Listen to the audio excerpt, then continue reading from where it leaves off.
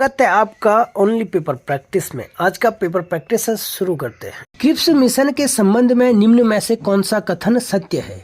Option 1 है यह America, चीन और ऑस्ट्रेलिया जैसे देशों का ब्रिटेन पर दबाव का प्रतिफल था। ऑप्शन नंबर 2 है मिशन के साथ कांग्रेस के आधिकारिक वार्ताकार पंडित जवाहरलाल नेहरू और मौलाना आजाद थे। ऑप्शन नंबर 3 है क्रिप्स प्रस्ताव को गांधी जी ने पोस्ट डेटेड अपॉन ए क्रशिंग बैंक की संज्ञा दी। तो राइट आंसर हो जाएगा इसका उपरोक्त सभी। नेक्स्ट क्वेश्चन है ईस्ट इंडिया कंपनी के कर्मचारियों पर उपहार लेने पर प्रतिबंध कब लगाया गया? ऑप्शन 1 है 1773, 1861, 1784, 1786। तो राइट आंसर हो जाएगा ऑप्शन सी 1784 का पिट्स इंडिया एक्ट। अगला क्वेश्चन है किस अधिनियम में कंपनी के व्यापारिक तथा राजनीतिक कार्यों को पृथक किया गया? ऑप्शन 1 है 1909, 1919, 1861, 1784। तो राइट आंसर हो जाएगा 1784 का Pitt's India act. Pitt's India act की बात करते हैं तो एज ऑफ सेटलमेंट एक्ट आया था 1781 में। इसकी असफलता को देखते हुए पिट्स इंडिया एक्ट आता है। 1773 ईस्वी के जो रेगुलेटिंग एक्ट है, इसके तहत आपने निदेशक मंडल की स्थापना देखी होगी जो कि कंपनी के सभी कार्यों को देखता था। लेकिन पिट्स इंडिया एक्ट के तहत यहाँ पे एक नई बॉडी बनाई गई, उसका नाम था बोर्ड ऑफ कंट्रोल। अब निदेशक मंडल कंपनी के व्यापारिक कार्यों को देखने लगा और जो राजनीतिक कार्य थे, जैसे उसमें सैनिक हो गया, असैनिक हो गया या राजस्व संबंधी जो मामले थे, उसको बोर्ड ऑफ कंट्रोल के हाथों में सौंप दिया गया।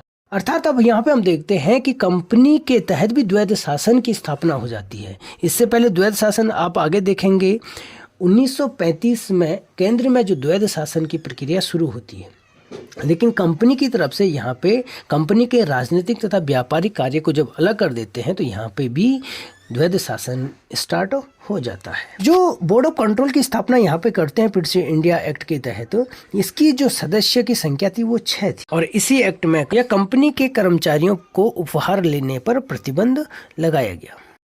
अर्थात हम ये कहेंगे कि कंपनी के मामलों में ब्रिटिश सरकार का अब पूरी तरीके से कंट्रोल हो गया बोर्ड ऑफ कंट्रोल की स्थापना के बाद। क्वेश्चन है 1937 में संयुक्त प्रांत ने किसके नेतृत्व में चुनाव लड़ा था? ऑप्शन 1 है जीबी पंत, बी जवाहरलाल नेहरू, सी विनोबा भावे, डी है हेमंती नंदन। तो राइट आंसर हो जाएगा ऑप्शन ए जीबी पंत। अगला क्वेश्चन है 1937 के प्रांतीय चुनाव में कांग्रेस ने कितने प्रांतों में पूर्ण बहुमत से जीत दर्ज की थी? ऑप्शन 1 है 11, option B 15, option C 6, option C 5। तो राइट आंसर हो जाएगा ऑप्शन सी 5।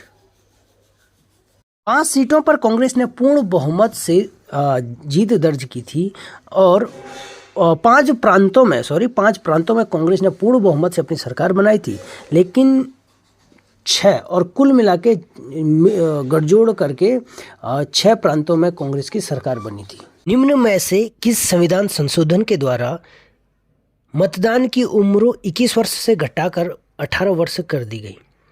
ऑप्शन 1 है 82वें संविधान संशोधन, नंबर 2 28वें संविधान संशोधन, नंबर 3 61वें संविधान संशोधन, नंबर 4 85वें संविधान संशोधन। तो राइट आंसर हो जाएगा इसका ऑप्शन सी 61वें संविधान संशोधन। अगला क्वेश्चन है मौलिक कर्तव्यों में 11वां मौलिक कर्तव्य कब जोड़ा गया? ऑप्शन 1 है 2001, 2002, 2003, 2004। तो राइट आंसर हो जाएगा ऑप्शन 2 2002। 86वें संविधान संशोधन 2002 के तहत जो मौलिक कर्तव्य थे, 11वां मौलिक कर्तव्य, ये जोड़ा गया। आप जानते हैं कि मौलिक कर्तव्य मूल संविधान में नहीं था। 42वें संविधान संशोधन 1976 के तहत मौलिक कर्तव्यों को जोड़ा गया। शुरुआत में इसमें 10 मौलिक कर्तव्य जोड़े गए और बाद में 86वें संविधान संशोधन 2002 के तहत इसमें 11वां मौलिक कर्तव्य जोड़ा गया। निम्न में से निर्वाचन की व्यवस्था किस भाग के अंतर्गत की गई है? ऑप्शन नंबर 1 है भाग 13, भाग 17, भाग 18, भाग 15। राइट आंसर हो जाएगा ऑप्शन डी, भाग 15। भारतीय संविधान के भाग 20 में किस विषय का उल्लेख किया गया है? ऑप्शन 1 है निर्वाचन से संबंध में, नंबर 2 आपात उपबंध, नंबर 3 संविधान संशोधन और नंबर 4 सहकारी समितियां। तो राइट आंसर हो जाएगा ऑप्शन सी, संविधान संशोधन। आज के पेपर प्रैक्टिस सेट का अंतिम एवं सबसे महत्वपूर्ण क्वेश्चन, व्यक्तिगत सत्याग्रह के संबंध में कौन सा कथन गलत है? ऑप्शन ए है 17 अक्टूबर 1940 को आरंभ, बी है महाराष्ट्र के पौनारा आश्रम से शुरू, सी है इसके प्रथम सत्याग्रही जवाहरलाल नेहरू थे, और डी है इसे दिल्ली चलो आंदोलन भी कहा जाता है। तो राइट आंसर हो जाएगा इसका ऑप्शन सी, इसके प्रथम सत्याग्रही जवाहरलाल नेहरू थे। इसके प्रथम गांधी जी ने इसके प्रथम सत्याग्रही नॉमिनेट किया था विनोबा भावे को, और द्वितीय सत्याग्रही का नाम जवाहरलाल नेहरू का नाम नॉमिनेट किया था महात्मा गांधी ने। आज के डिस्कशन यहीं पे समाप्त होता है। आपका बहुत बहुत धन्यवाद। नमस्कार।